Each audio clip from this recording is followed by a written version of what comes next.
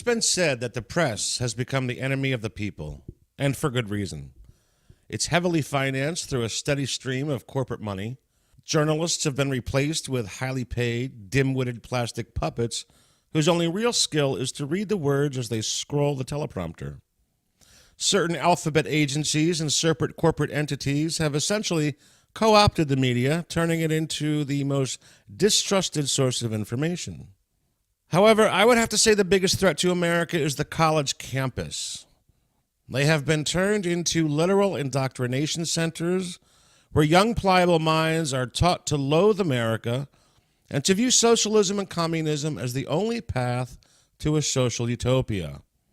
This weaponization is a fact. But I want to delve into how and why this complete ideological 180 has occurred. Because Americans cannot be bludgeoned over the head with any sort of sudden and disruptive change, it makes us the most susceptible citizenry on the planet to incrementalism. And this allows me a nice segue to humbly, I might add, to throw my penny into the theoretical bucket as to how a mind can become so vulnerable to programming and indoctrination. To the 15 people that watch this, if one of you can leave a comment and fact check me on this, I think it was sometime in the mid-60s and definitely into the early 70s, the social engineers that were already firmly embedded within academia began to implement changes in the ideas and methods surrounding child rearing. No more tough love because, as we've come to find out, it creates what is now referred to as toxic masculinity. This was reinforced by the idea of getting in touch with your child's emotions and feelings, allowing them an environment to freely express both, the idea being that this will improve the child's development.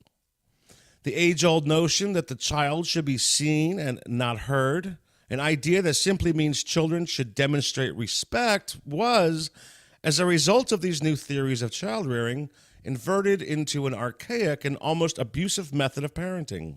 So this is step one. Introduce a behavioral modification. Step two is to begin to change what we think and, more importantly, how we think.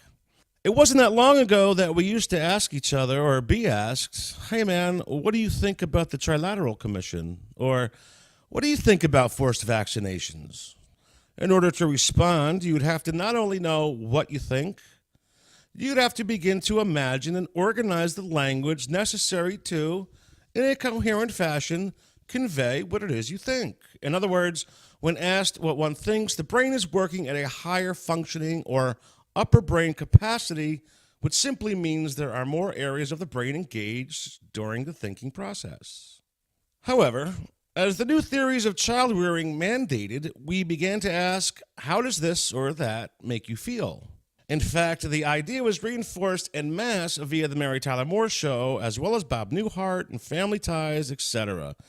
The question of how something makes you feel literally became a national punchline for a handful of years. When asked what one feels, now you begin to deal with the lower functioning or reptilian aspect of the brain, which is steeped purely in emotionalism and irrational behavior. If you've watched any sort of the man on the street interviews or seen any of the footage of the confrontations, you see evidence of this, that the neo-progressive stance is nothing more than an emotional gesture to lunacy. At these rallies that sometimes turn violent, they will scream at you, spit on you, maybe even hit you with a bike lock, all, of course, while never wanting to reveal their faces. But ask any one of them what they think about the Federal Reserve stranglehold on America's money supply, or why the skies are being sprayed with aluminum silicate, barium and strontium by the tens of thousands of pounds per day, and you get a vacant stare, quickly followed by a middle finger, and then they walk away. Because they do not have the capacity to intellectualize their thoughts, because since childhood they have been taught and raised to deal primarily on an emotional level, because that's where the most rewards come from, which is exactly why we see many of this generation, namely Jussie Smollett and the several dozen before him, actually seeking to be a victim, real or imagined. This brings us to step 3.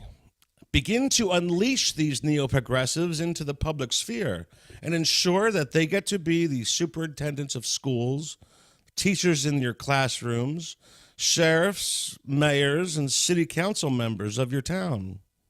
They will be the next wave of lawyers and judges and magistrates and politicians.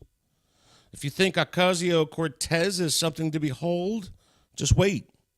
Which is exactly why I maintain it's the university and colleges of America that are its biggest threat. Or are they?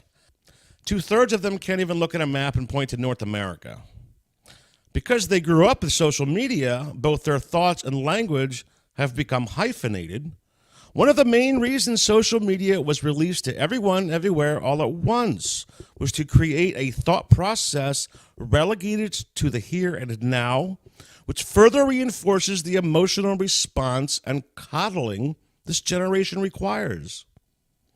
And besides, most of them don't even know how to change a fucking light bulb. So how worried should we really be? Unfortunately, this is a relatively simplistic overview of what is a much larger story that needs to be told. This ideological 180 took almost 5 generations to finally come full circle, and I think the results exceeded even their expectations. What you've been reading throughout my jibber-jabber are excerpts from a book that in future videos I'll be reading from in its entirety. I feel that for many of you, this will fill in so many analytical blind spots. Most of you are really good at the who and the when and the where, and a lot of you are really good at the how, but too many have forgotten to ask the most important question of all, why? As kids, that's all we used to give a shit about. Why is the sun yellow? Or the sky blue or the grass green? Why does a zebra have stripes? Why is a banana curved? I suppose that's the true test as to whether or not one has lost their inner child, right? Quit asking why, and the inner child will die.